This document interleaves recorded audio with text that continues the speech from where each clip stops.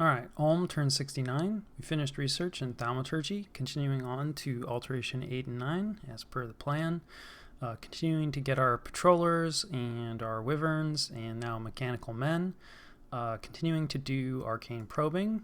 So we found some here. I believe these are just astral pearls. I think one per. Maybe a couple extra gems. And then we had some misses, of course.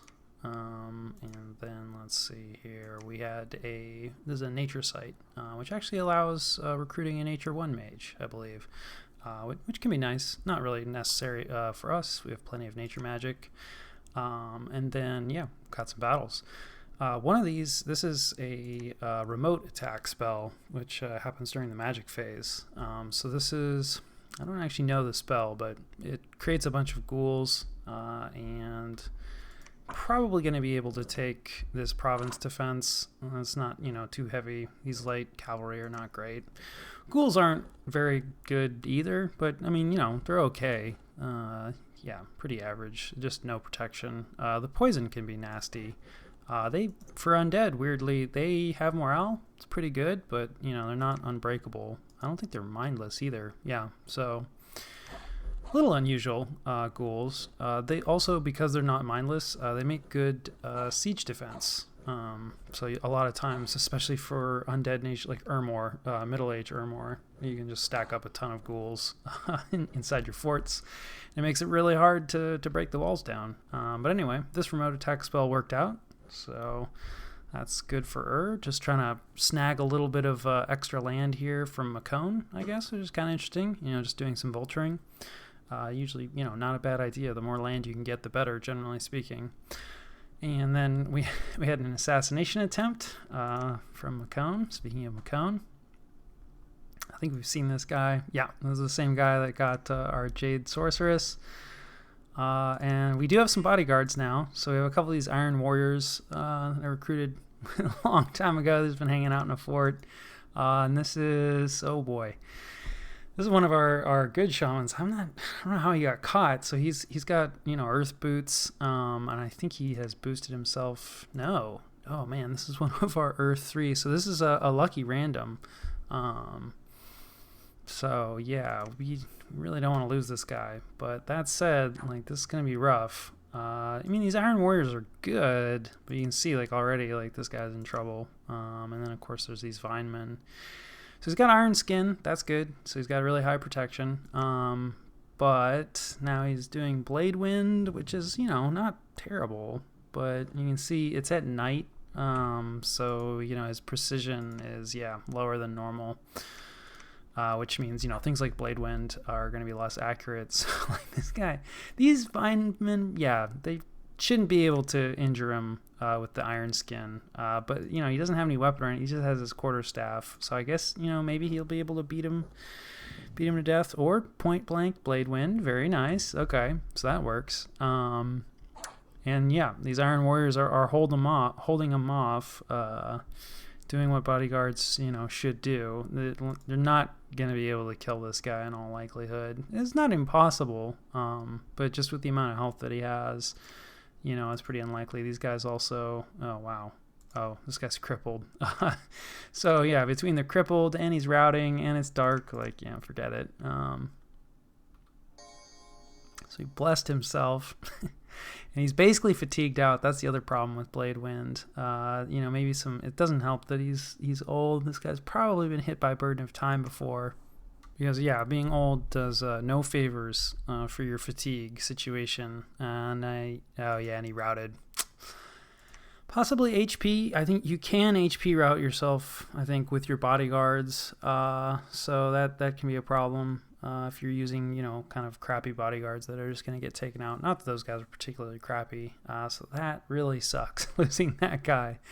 Macone just continuing to injure his enemies effectively with minimal resources. So then there was a battle in Niflheim between Niflheim and Helheim.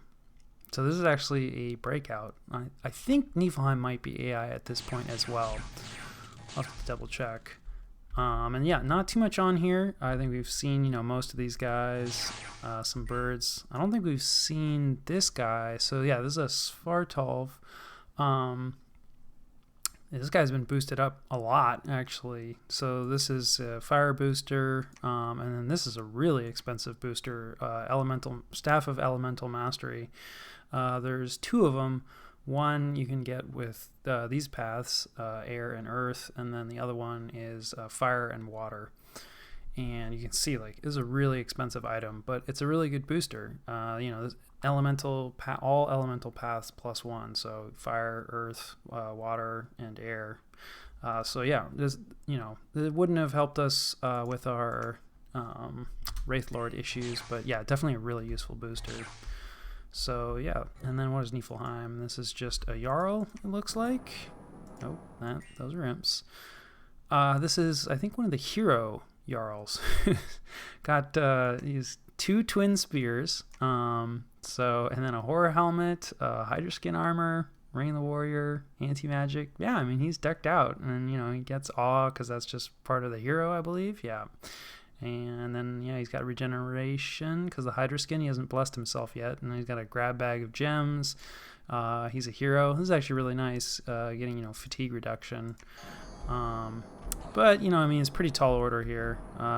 There's probably some of these. Well, these are just, okay, this is a Van Jarl at least. Some of these are just Van Hearses, you know, who are, yeah, it looks like they probably had a gem and they used it to misform themselves, you know, which is not bad, but, you know, I mean, this guy's going to be able to pop misform, no problem, and, you know, he's got magic weapons, and Van Hearses are, you know, solid, but not amazing, and it looks like, and then, of course, yeah, we've seen that Sea Troll before with his lifelong protection. That was interesting. Heat from Hell. Okay, so this is kind of a fatigue play. It's probably going to be a little tougher than normal, because it's got to be, actually we can check what cold level it is, probably here. Yeah, it's cold 3. So Heat from Hell, let's see here. Yeah, so whole battlefield, you know, just starts to heat up, and you start taking heat fatigue damage, like all units. And similarly, you know, it doesn't hit everybody equally on the battlefield, you know, it's kind of random. So kind of similar to Foul Vapors in that sense, or I guess more like Rigor Mortis. But since it's, yeah, this spell is most effective in warm provinces, and I don't really know, you know, how much less effective it is in cold 3, but that's pretty. This is pretty much worst case scenario, you know, for this spell. So, and especially because, you know, he's got this heroic endurance. So yeah, his reinvigoration. Now he did cast quickness on himself, and fatigue definitely can be a problem for these guys. So even though, you know, Heat from Hell is like not the best play, you know, in this province, it still might be enough to mess him up. And it looks like everybody's just sitting back in caster mode. And, you know, the computer loves, I don't know if this is scripted or if you just let the computer, you know, default. It loves to make Phantasmal Warriors.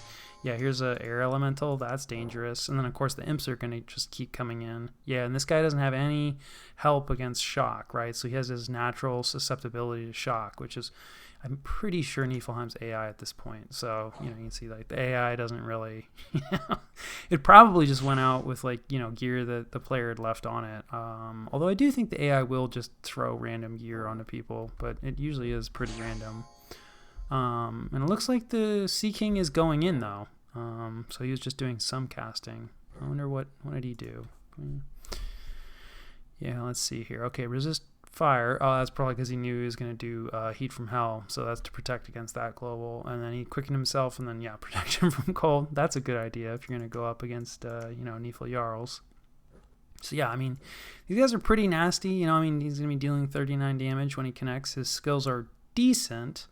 And this guy's hopefully going to be getting harassed down. Not too much, really, right? Because there's not a ton of units. They're kind of coming in piecemeal. So he's not getting that much harassment. So, I mean, you know, he has pretty good defense. And then, of course, I mean, you know, we know all about the even without the bless, you know, he's got the regeneration from the Hydra skin armor. So, yeah, this Sea King's going to have his work cut out for him, you know. And the Sea King regenerates as well. I think he even has... No, he's just relying on the natural regeneration for the Sea King. Although he has this monolith armor. I don't think we've seen this. Oh, wow, okay. So this also gives regeneration. And wow, morale plus 10. So yeah, I mean, this is, really effective armor, like armor 30. That's pretty high. That might be higher than the black steel plate. This might be, I don't know if this is legendary. It's definitely like higher level research. And the main problem is, it just reduces your defense a ton, and the encumbrance is through the roof. So I mean, it's great protection. You regenerate. Your morale gets boosted by a ton. I'm not sure. I don't know. I gotta be careful. Dominions, there's always something, but I don't recall seeing any other items give anywhere close to like plus 10 morale. So like short of making a guy berserk. Now that said. Yeah, he can also go berserk. So I mean, he probably isn't even interested in that plus 10 morale. Not that it hurts. So yeah, I mean, his regeneration is 25%, which is pretty hefty. So, but then again, this guy's rocking 2 twin spears. I mean, that's a lot of damage they can output, especially like with quickness.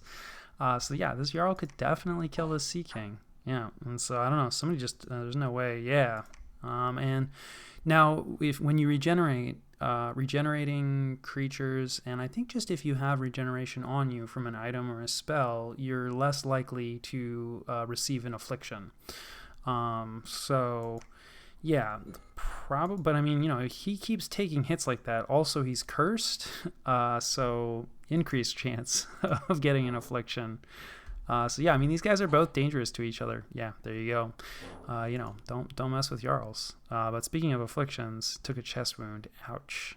So yeah, it's gonna increase his encumbrance by a lot. So now, like, combined with the heat from hell and the fact that he's just gonna have to keep fighting, yeah, his fatigue is up to 80 now. So that could become a problem. Now, the fact that he killed the Sea King. I mean, and he's dealt enough damage. Now there's just this tiny little air elemental that has fatigued out from the cold. And is old again. What is up with that? I need to look into that. But yeah. So I mean, phantasmal warriors are not going to do the trick here. So I mean, this guy's just gonna probably slowly. Come on, buddy, move forward. He fell asleep, didn't he? Yeah, he did. Yeah, so, there you go.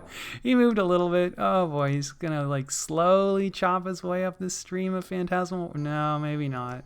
Ooh, what was that? Okay, somebody's casting Holy Word.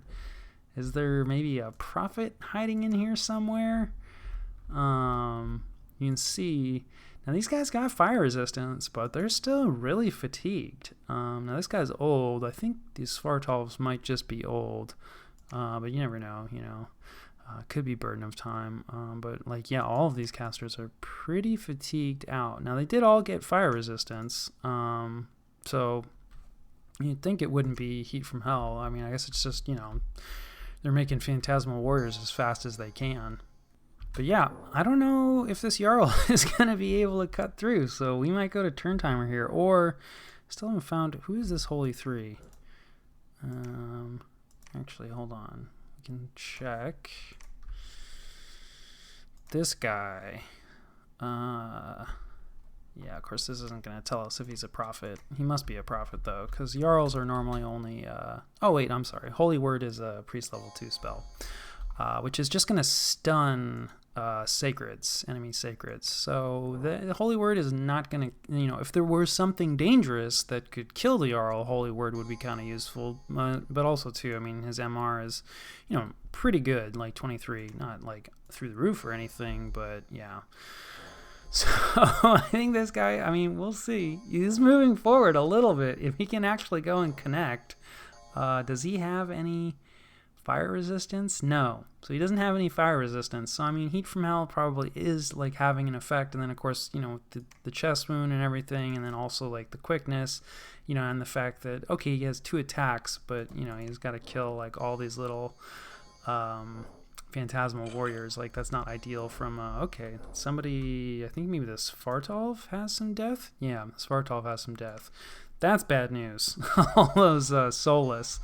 I think that might be it for the Jarl in terms of, so the Svartalf may have just saved this whole group here from annihilation, although maybe not. Like, it really depends. There's a way to turn on, I don't know if you can see, yeah, I'm not sure how to do it. I'll have to look up that hotkey. There's a way to see like what turn you're on, but yeah, it looks like, especially because now the Svartalf is focusing on, you know, creating more undead. Yeah, I don't think he's going to be able to cut through this. Let's see here. They are actually getting chip damage. Not that it matters, like, you know, with Niefel's you know, regeneration. And it looks like, yeah, everybody else is just on guard commander. So yeah, I'm not going to sit through the rest of this. So, yeah, Niflheim attacked Helheim, but was defeated. So Jarl was not able to cut through all that undead, though he did kill a lot of them, and he killed the Sea King, which hurts. You know, I mean, the Sea King, I think, is like 55 gems to bring in. Now, I mean, he still has those trolls in theory, so it's not like quite a full 55 gem loss, if you will. But I mean, you know, the commander is like really like the most, you know, that's probably mostly what you're interested in, and of course, you know, all that gear. Now he probably picked up some of that gear, so you know, that's not too bad. And Helheim is still sat on top of the fort, so yeah, all things considered, not terrible, but yeah, it was looking a little dicey there. And then we got attacked, speaking of AIs, we got attacked by Lanka. And I think this is just minimal PD. Let's take a look. Okay, yeah. And then this is a mercenary company. Actually, a pretty cool one. I probably don't... I haven't really taken advantage of mercenaries at all in this game. And that's partially just bad training from single player. Yeah, this is just our monkey PD. Maybe more than 6? I don't know. They probably won't be able to beat these lizard warriors. The arrows will be able to deal, you know, a good amount of damage because these don't have a lot of protection. But anyway, in single player, the computer just gets so much money and resources that like trying to bid on mercenaries is kind of pointless. You have to spend like just an insane amount of money. But there's some pretty useful mercenary companies, and obviously in multiplayer, unless there's an AI that's just buying them up, which happens. But for the most part, you know, you're up against players, and, you know, they don't have unlimited resources. And so, yeah, you can pick up mercenaries. And, I mean, in addition to, like, you know, this is a kind of a scary, you know, force, especially, like, if you were, you know, able to get some protection buffs on these guys. This is not a bad little squad of troops. But also, like, sometimes they're led by a mage. Right, so it's like, you know, well, we didn't have Astral, so it's like if you get a hold of the mercenary, you can just have that mercenary leader, you know, do some arcane probing or some site searching for you, and you know, as long as you keep paying for his contract, like, you know, you could keep him for quite a while, and you know, kind of break yourself into some paths that you don't have. So anyway, yeah, mercenary is definitely a useful thing to look into. In this case, it's just, you know, the computer using him against me as per usual. And then we had a battle between Yomi and Helheim. Okay, so it looks like 2 Dione, probably raiders, although, yeah, pretty heavily kitted for raiders, one more than the other. Yeah, they're up against minimal PD. I think we know how that goes. Yeah, 1 Van Hurst, not enough to stand up against 2 Dione. And then let's see, we got raided again by McCone. I think, yeah, this is the same squad. Now, he doesn't have any gems left, so, you know, this is extra desperate. And yeah, I think this is 6. I'm not sure. But we should be able to, I mean, you know, the ogres...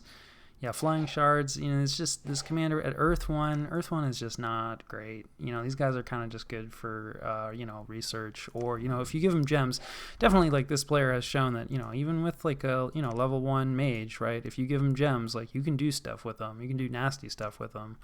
But, you know, he's out of gems at this point, and, like, just with, you know, 3 ogres, especially 2, like, the ogres are, you know, if all we need to do is kill the commander. I mean, militia are truly awful, but I mean, this giant he's just in his robes. I don't think he has any yeah, he doesn't have any gear, and yeah, he's routed. So as soon as he wakes up, he'll run off, and I think, you know, we'll get the win here.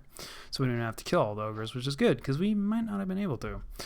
So that's good. That raiding group was halted.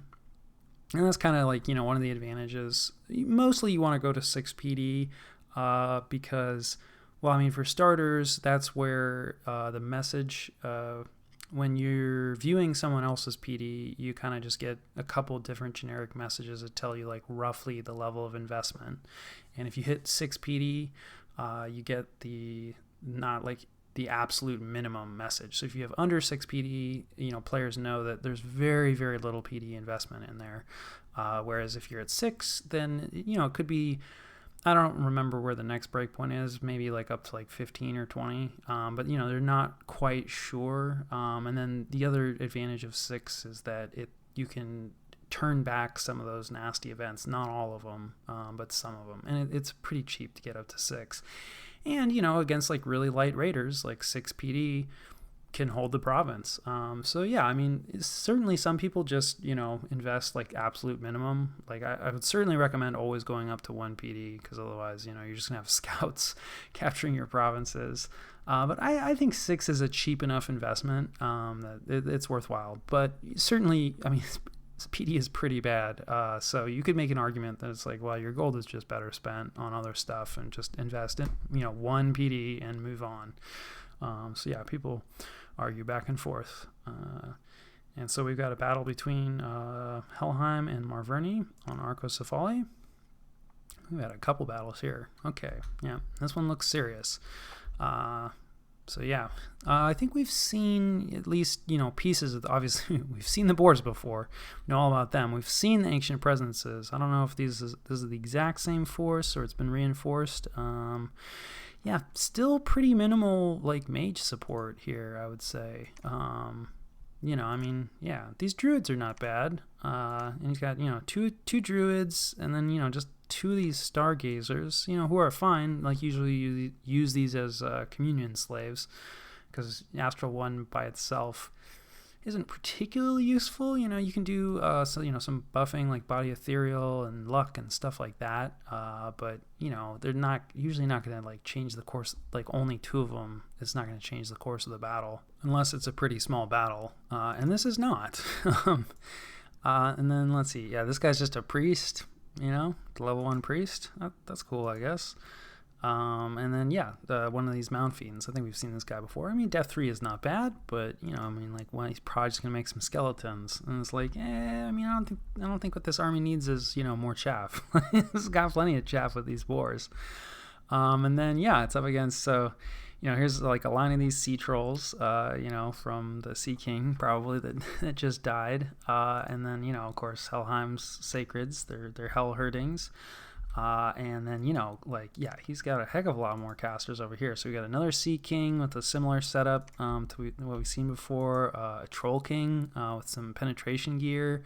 And he's been boosted in Earth magic quite a bit. The Bloodstone is pretty nice. You need Blood Earth Cross, but it's like the other Earth booster. Kind of pricey, but yeah, I mean, boosters are almost always worth it in my opinion. I mean, you don't want to go crazy, but there's certainly worse things. It's rare that you're like, oh, I have too many boosters. You can kind of always find a use, I think. Some unkitted Van Jarls. It doesn't look like they have any gems. So yeah, this guy has gems though. And he's been boosted, speaking of boosters. So maybe some Storm. And then these guys are just going to Storm Power and Thunderstrike, probably, because you don't need any gems for that. Our mummy friend, who used to be a Ivy King, the Queen of Thunder. So maybe she's going to cast Storm, or maybe she's going to cast Fog Warriors. Anyway, there is plenty of mage support on this side of the field. I mean, you can see like that's really, I think, one of the main differences, especially like in late game. Early game you can bring too many mages. Well, I mean, you can always bring too many mages. You want to have them doing useful stuff. But especially early game when you don't have much research, bringing a bunch of mages isn't always going to help that much. But late game, you want mages.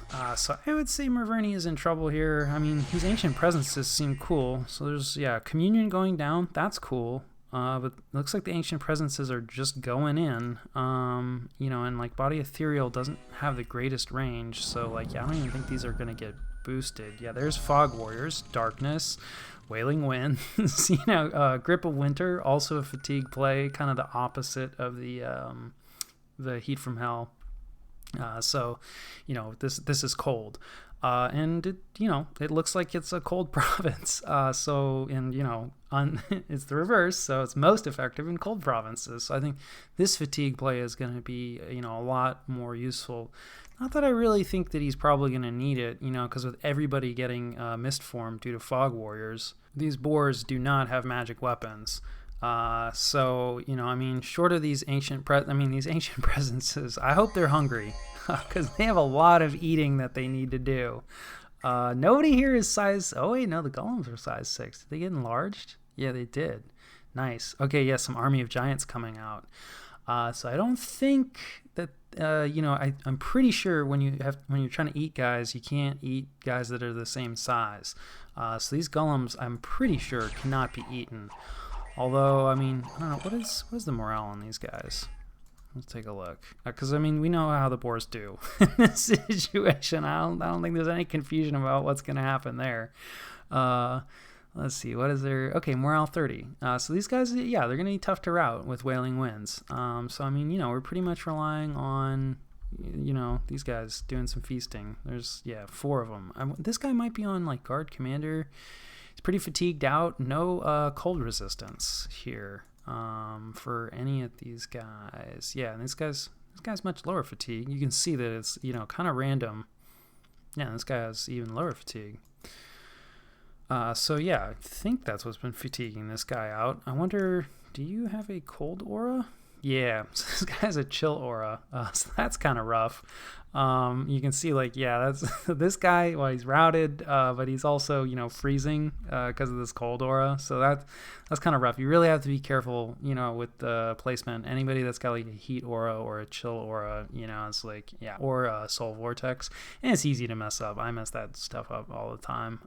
But yeah, you know, this is kind of unfortunate placement, and you have to be especially worried, you know, who you give as bodyguards, you know, to guys with, like, auras, because, like, he's not going to be, normally this would be a really scary bodyguard. I would not want to go up against this, but he's just probably going to fall asleep before anybody gets to him. And yeah, this guy's just making skeletons now. What did he do? Let's see. Okay, so he made himself invulnerable. That's cool. And then yeah, skeletons. You know, skeletons.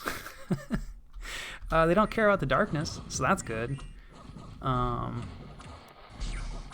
So yeah, let's see here. What was that? Some falling frost, maybe? I think, you know, not everybody got hit with the army of giants, although a lot of them did. You can see a lot of these hell herdings are size 4, which means they can't be trampled. And the trolls are already size 4, so they can't be trampled either. And so, I mean, you know, these boars, like, yeah, we know their skills. They don't do so hot in the dark. You know, yeah, there's some falling frost right there, and I'm not sure what this is. Some sort of a fetters spell. Yeah, and then there's your thunder strike. I think there is a storm. Yeah, storm is up. Some blade wind, you know. Yeah, we've seen all this stuff before. Oh, these poor boars. Where did what happened here? Oh, it looks like maybe there was an attack rear squad. So it looks like these ancient presences got hung up, you know, by... Yeah, and it looks like our Ivy King, he's got a thistle mace, but he wants to go whack people with this booster now that he's, you know, made everybody bigger. And I mean, you know, it does 25 damage. He has high strength. It'll work. I mean, his attack skill, not so great. He doesn't do so hot in the dark, so he's probably just going to flail around wildly. And he could, I think, in theory, get eaten. So that's a little scary that he's just decided to go in. Let's take a look and see, like, what are we doing here, ancient presences? It looks like one of them is frozen. Yeah, this guy. Okay, yeah. So I think he ate that hell herding. Yeah, you see, look at that, plus 40 the regen. Yeah, I think he ate that hell herding as well. But yeah, you can see, like, they've routed. I'm not sure. Do we get a whole army route? Probably. This is probably an HP route. So it's like it doesn't really matter that these guys have really high morale. Because, you know, if the whole army routes, then that's that. I'm not sure what the fire is. Whoa. Oh, this is the Chimera. Yeah, I still don't know how he got this. Maybe transformation. That might be a result of transformation. That's a cool result if so. Yeah, so it's kind of sad. We didn't really get to see these guys in action. I think, like, just too much of the army's hit point, HP total on Marverni's side is the boars. And the boars are they're really more of a liability, I think, in these battles than anything else. So I think, if Marverni wants to have a chance, he's got to stop bringing the boars, at least to, like, these, big army fights. I'm sure they're great, like, siege chaff, and if he ever fights me against my human troops, maybe bring them back. But, like, against what Helheim is doing, like, yeah, there's just no way. I think they're kind of getting in the way and messing up, like, his other, I don't know if Marverni really has much water magic. Yeah, or fire magic for that matter. So getting some cold resistance might be kind of tough. But then again, I don't think Helheim really gets a lot of water magic, but, he's managed to wiggle his way into Sea Kings. So, like, that's the thing, once you get later in the game, you really got to at least have some kind of access to, like, a lot of different kind of answers. You can see these guys are really tough to kill in melee. This dude's asleep, and, like, he's just sitting here getting stunned, shocked. But, like, yeah, even with his insane regen, it's not going to be enough. They're going to get through it. But, yeah, I don't know how much those Ancient Presences cost, but that's a bit rough because I don't think they really did too much. So, yeah. Helheim, I guess you might have some, like, Charm or Enslave going on. So anytime you see, like, a negative number that, like, they managed to convert units over to their side. So now Helheim has 2 Great Boars, which is why he took -2 Great Boar casualties. And one of those Great Boars actually got a kill in his service, I think. Maybe he just got a kill. Sometimes the kill and like loss numbers can be a little wonky, especially because, like, units are switching sides. And anyway, Helheim took -1 casualties, so I'd say that worked out pretty well for them. And then, yeah, Marverni lost, like, pretty much everything. I didn't lose the Mount Fiend, so that's cool, and the Priest, which is less, relevant. Yeah, I don't know. After that brutal loss that Pangea took, and, Marverni has been taking some pretty big losses. Yomi seems to be doing okay, but yeah, so far Helheim seems to be having no problem with this 3v1.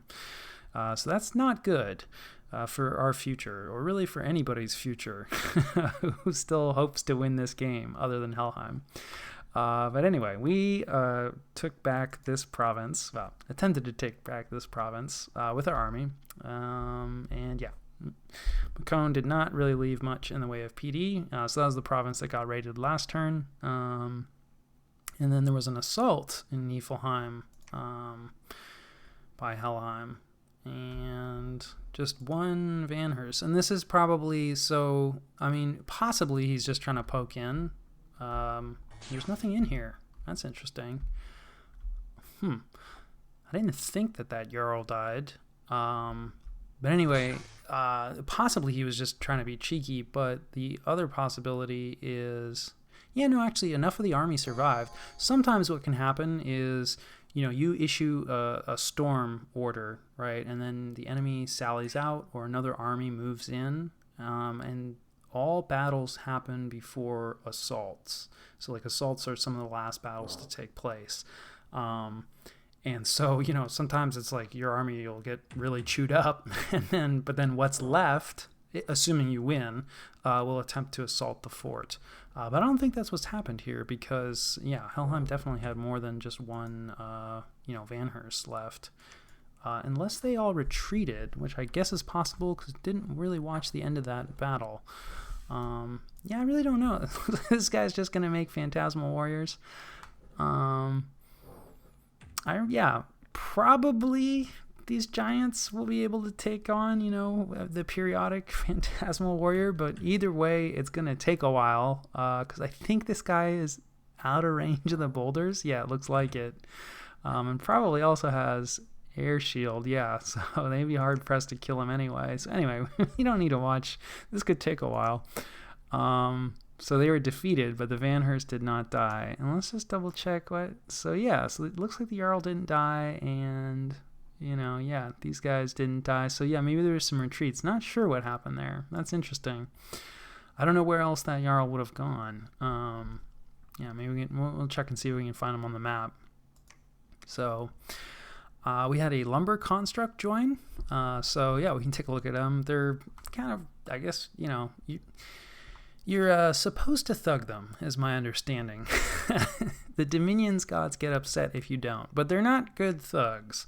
But it's a commander, so that's cool. And it's not a negative event.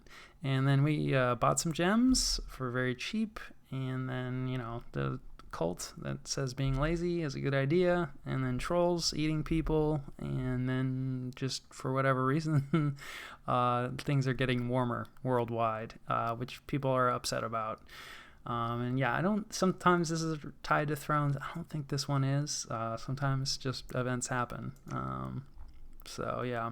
And then let's see here. Then we caught a scout. Some afflictions were cured, and we did a bunch of patrolling. And Xibalba was eliminated. I can't believe they were still hanging on. That's actually pretty impressive. So yeah. So what are we up to? Before that, let's take a look. So yeah, that Jarl didn't have. I guess that Jarl is dead. But the Svartalf is still here. So yeah, those guys didn't retreat. It looks like Helheim's army is still in place. I don't know where else the Jarl could have gone to. Yeah, he doesn't have any other retreats. But usually troops or commanders will retreat to a fort as long as the fort doesn't get stormed successfully, which it didn't. So yeah, I'm not really sure the ordering there. But yeah, this is still cracked, so Helheim will probably take it next turn. But anyway, what are we up to? So our scout did discover Hinnom's army, and it's pretty substantial. So I'd say Hinnom probably has this under control, and was not lying. He is in motion, and I don't think we're going to have to worry about jumping onto Macone's capital. So we are moving our forces back here to the Mercs for the most part, because our scouts caught this. This is a fairly decently sized army. It's just heavy infantry is a little odd. Surf warriors is probably siege chaff, and then of course vine ogres are pretty effective siege chaff, and then of course these are the elves. So there could be a huge stack of Vanheers here that we just can't see. So this is kind of freaky because this is, quite close to our other capital here. And this is a throne, so possibly he's just hanging out and guarding this. But Vine Ogres, because they're mindless, they're not very good on, to hold up walls. So, he might just be parking them there because, it's never a bad idea to have forces, on a throne. Because throne rushes are a thing, but nobody's really super close to throne rushing, to being able to win. The thrones are still fairly spread. You need 8 thrones because these are all level 2. So nobody's really close to 8 thrones. This is a little deceptive because there's a few thrones that people control that they haven't claimed. But yeah, nobody's really close to 8 thrones at this point. So it's here's a throne right here, single crocodile. And our throne is totally super defended. It's okay. Dawn is patrolling them. He'll make sure that nobody can see how weak we are. But yeah, so this just seems a little concerning. So maybe here to defend the throne, or maybe here, as to take one of our forts. And there's elves that have penetrated all through our lands because everybody constantly lives in fear that elves have penetrated their lands and are about to launch a devastating attack. So anyway, our army is not needed on this border anymore, so we're headed down over this way. And if it's not an attack and he's just covering the throne, then we're probably going to come over here and attack Helheim, which is probably a mistake. We're not. I just feel like we're probably not going to get a better chance, right? Helheim appears to be handling this 3v1 no problem, and I'm starting to be concerned that Marverni might collapse soon. And I don't really have a great view into how Pangaea is doing, but after that loss, there's a good chance that Pangaea collapses as well, which just leaves Yomi. And I mean, they haven't, Pangea is still here. Like, they've pushed into Helheim's territory, right? And Marvernia is still, fighting back and forth, in Helheim's land, right? So the war is still kind of in the balance, but kind of does appear to be turning against the coalition, that's fighting against Helheim. And, I mean, if Helheim takes them out, like, he'll be able to roll over me, no problem. And I mean, really, like, we should probably have Niflheim. And, he's like, we're not going to have a better chance to take Niflheim, almost assuredly, because this force has been a little bit reduced. Let's double check. Are they AI? Let's see. Pretenders of the World. Yeah, so Niflheim is AI and Lanka is AI. I think those are the only ones that are AI right now. So yeah, I mean, Niflheim is basically empty, right? I don't know where that Jarl went, but it looks empty. And so, I mean, and there's not much sieging it. So, I mean, like, do I think we're going to be able to beat Helheim? Absolutely not. But, as long as, like, I mean, maybe a 4v1 will do the trick. Not exactly the most honorable course, but we're not here for honor. And we're not otherwise engaged, right? It looks like Makone is about to be finished. Is still trying to finish off Lanka, and is fighting against Baratos, and we have a nap with them. I mean, Vanheim is a wild card, and so, we might fight against Vanheim. We'll see, right? It depends on what happens over the next couple turns. But if Vanheim doesn't attack, and doesn't make aggressive moves, then, we'll spend a couple turns, just keeping an eye on what he's doing, building up, and then, going and grabbing. And we don't have to go in super hard against Helheim, right? It doesn't have to be a life or death war. Maybe just fight him enough to get him to just, like, pay us off, or just be like, fine, you can have some territory, right? So it's like we could pick up Niflheim, which would be really nice. We could pick up another throne, and then like a couple more provinces, maybe another fort would be good. Or we could get pushed back and destroyed. That's possible too. But, I mean, it's kind of looking like Helheim. I mean, I don't know what's going on in the water. So, there could be like some just absolutely disgusting. I mean, there's, at least two. We can see how many water nations are left alive. Pretenders of the World. Oh boy, this is going to be difficult. I didn't think this through. I don't think they organize them by, oh wait, they do. Nice. Okay, all the water nations are down here. So we still have 3 water nations. So that's good news. So there isn't like some, huge underwater threat that's about to like flop onto land, and surprise us all.